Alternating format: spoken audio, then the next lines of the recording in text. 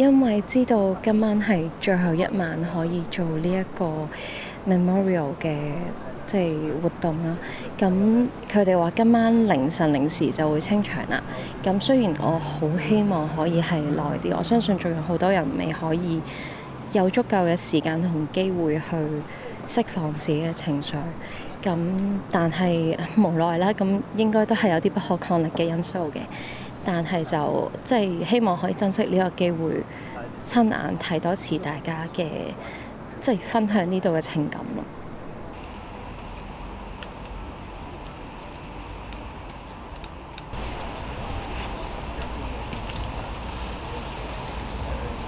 由我出世到而家30幾年都冇經歷過咁大嘅災難，所以講緊夠唔夠時間係好難講。即係可以睇到一路以嚟都有唔同嘅市民會嚟到呢度去表達自己嘅心意，所以即係講可惜咯。如果時間嚟講就我相信我哋需要多啲時間，但係冇辦法。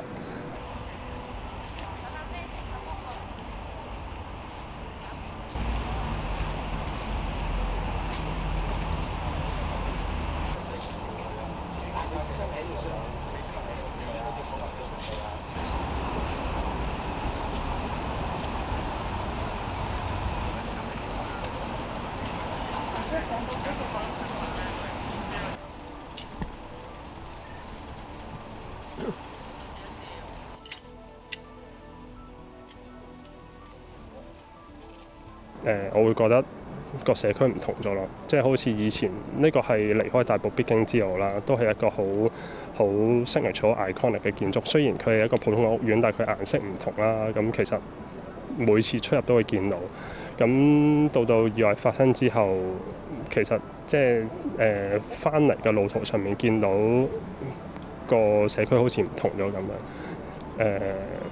好難想像你住一個地方會，即係你見到有個原本係好有生氣嘅地方變咗一個昏黑咗嘅標誌咁啊！